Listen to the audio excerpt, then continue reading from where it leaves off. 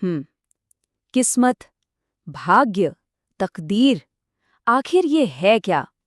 क्या ये हमारे पैदा होने के साथ ही लिख दी जाती है, या क्या इसे बदला भी जा सकता है?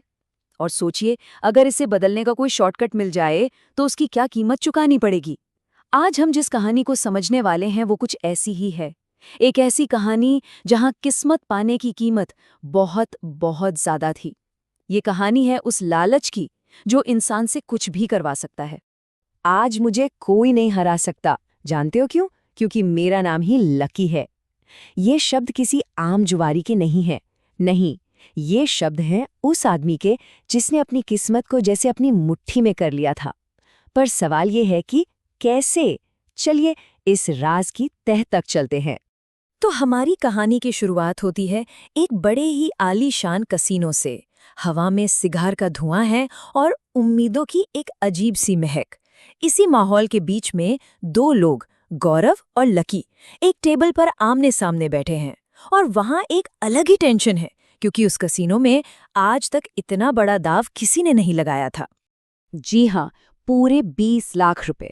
सोचिए जरा, टेबल पर पूरे 20 लाख रखे थे। और ये बात तो पक्की थी कि आज रात यहाँ से कोई एक तो पूरी तरह बर्बाद होकर ही जाने वाला था, और दूसरे की, खैर, उसकी तो किस्मत ही बदलने वाली थी।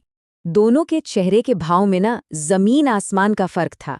एक तरफ गौरव, जिसकी आंखों में डर साफ नजर आ रहा था, और दूसरी तरफ लकी, जिसके चेहरे पर एक गजब का आत्मविश्वास था। गौरव ने तो डर के मारे अपने पत्ते दिखा भी दिए, लेकिन लकी के चेहरे पर एक शिकन तक नहीं आई। उसने बस अपने 3 पत्ते फेंके और खेल जीत लिया। गौरव तो जैसे टूट ही गया था। उसने लकी से पूछा, यार आज तो तूने लूट लिया मुझे। कौन हो तुम? कहीं तुमने चीटिंग तो नहीं की? वो ये समझ ही नहीं पा रहा था कि कोई बिना पत्ते देखे इतने भरोसे के साथ जीत कैसे सकता है। और यहीं से कहानी में एक बहुत ही अजीब, एक अलौकिक मोड़ आता है। जब गौरव पूरी तरह से हार मान चुका था, तब लकी ने उसे बताया कि उसकी किस्मत कोई आम किस्मत नहीं है। उसने गौरव को इस बर्बादी से निकलने का एक ऐसा रास्ता दिखाया जो हमारी आपकी दुनिया की समझ से बिल्कुल परे था। लकी का मानना था कि किस्मत मेहनत से नहीं बनती। उसके हिसाब से तो मेहनत बस एक छलावा है, इंसानों को भटकाने का तरीका। असल ताकत तो उन शक्तियों में है जो इंसान की समझ, उसकी आस्था और विज्ञान, इन सबसे परे हैं। और अगर कोई उन्हें काबू करना सीख ले तो वो अपनी किस्मत को जब चाहे, जैसे चाहे मोड़ सकता है। अब सबसे हैरान करने वाली बात ये हुई कि लकी ने जीते हुए सारे पैसे गौरव को वापस दे दिए। ये देखकर गौरव तो उसके पैरों में ही गिर पड़ा।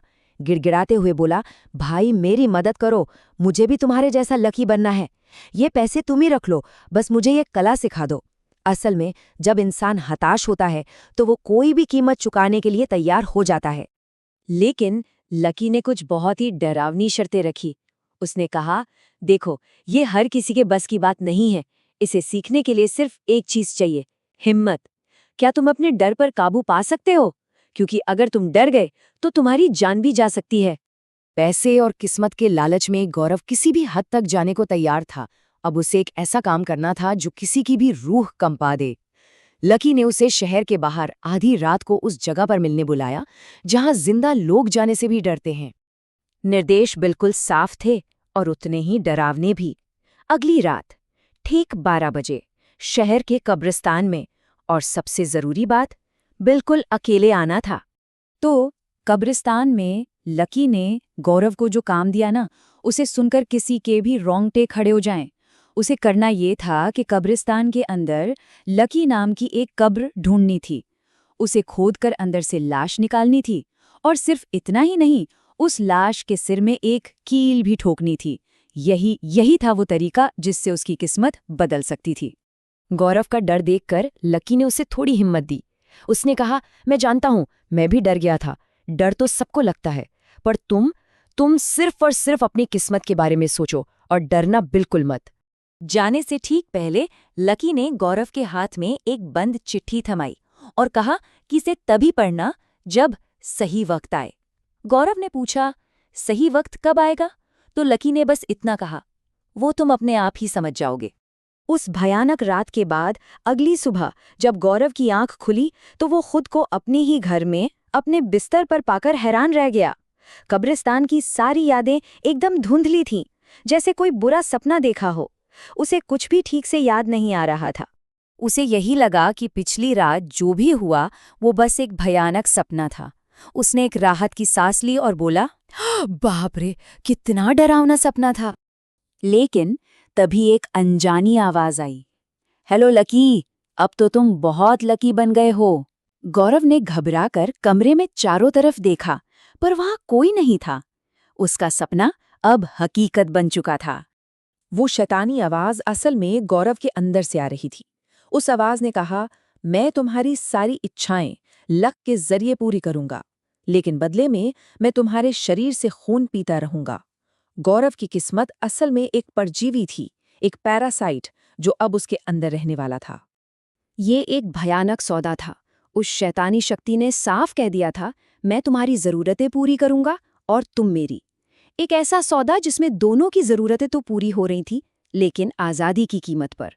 गौरव को उसकी मनचाही किस्मत मिल तो गई थी, पर उसकी आज़ादी हमेशा के लिए खत्म हो चुकी थी। तभी गौरव को उस चिट्ठी की याद आई जो लकी ने उसे दी थी। कांपते हाथों से उसने अपनी जेब से वो पर्ची निकाली। उसे अब ये एहसास होने लगा था कि शायद सही वक्त आ गया है। तभी उस शक्ति ने एक और शर्त बताई। उसने कहा, अब तुम्हें जल्द से जल्द एक और आदमी ढूंढना है जो तुम्हारे बाद मेरा अगला शिकार बनेगा। ये किस्मत नहीं थी, ये एक श्राप था जो एक से दूसरे को पास किया जाना था। और उस चिट्ठी में वही डरावना सच लिखा हुआ था। लिखा था, शुक्रिया गौरव, मुझे इस श्राप से आज़ाद करने के लिए। मरने से पहले अपना अगला लकी दोस्त जरूर ढूंढ लेना, वरना वो तुम्हें कभी नहीं छोड़ेगा। मतलब साफ था, गौरव को कोई तोहफा नहीं मिला था, बल्कि उसे विरासत में मिला था एक जानलेवा श्राप। अब गौरव ठीक वही बन चुका था जिससे वो उस रात कैसीनो में मिला था। एक शिकारी जिसे अपने श्राप से आज़ादी पाने के लिए एक नया शिकार ढूंढना था। लालच का वो चक्र एक बार फिर से शुरू हो गया था, और अब उसका नाम भी लकी था। ये कहानी हमें एक बहुत ज़रूरी सवाल पर लाकर छोड़ देती है। अगर किसी को अपनी मनचाही लिमिटलेस किस्मत पाने का मौका मिले तो उसके लिए क्या कीमत चुकाई जा सकती है? और क्या कोई भी कीमत वाकई बहुत ज़्यादा होती है?